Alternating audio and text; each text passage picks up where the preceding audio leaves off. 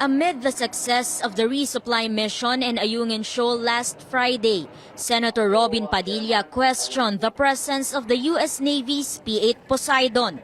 In the Senate Committee on National Defense's hearing, Padilla confronted the Philippine Coast Guard. Hindi ba po dapat na kayo ang dapat nagpapatrol doon? Para po nyo bang inaamin na hindi nyo kayang pangalagaan ang ating dagat at kailangan natin ng US Navy? Kinakaya po natin. We are mastering the much needed courage, determination, and patriotism of our Coast Guard personnel in the area. I have to be very honest about it.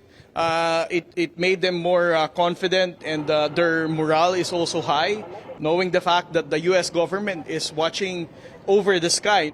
Defense Undersecretary Ignacio Madriaga says supplies were successfully delivered to BRP Sierra Madre because of the courage and capability of Filipino Coast Guard, Navy, and civilian personnel. Yung presensya po ng Amerikano doon is tulong lang po yun sa maritime domain awareness at parang may eye in the sky. Hindi po tayo susuko dyan kay may Amerikano o wala. Hindi po tayo aamin na hindi natin po kaya. Kakayanin po natin kahit ano po yung gamit natin.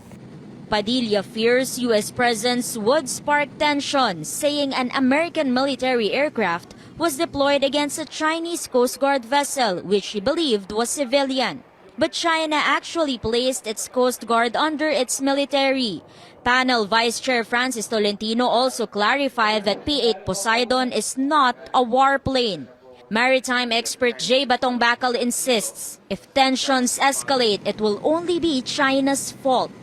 He also sees nothing wrong with the presence of P-8 Poseidon, citing freedom of navigation and overflight. Wala tayong ginagawa na provocative. Kinaya nga po natin ng 6 na taon na walang kano eh. Bakit tayo may kano ngayon? Well, ngayon lang po siguro tayo ginamitan ng laser. Ngayon rin lang po tayo pinatindi ang mga dangerous maneuvers at halos mabangga ang ating Coast Guard. Nag-umpisa mangyari bandang 2021.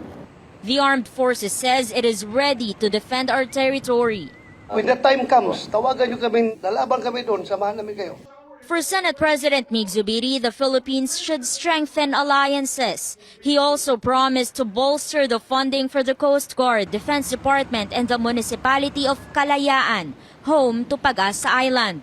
Senator Risa Ontiveros, for her part, wants the confidential funds of some civilian agencies transferred to those securing the West Philippine Sea. Eimor Santos, CNN Philippines.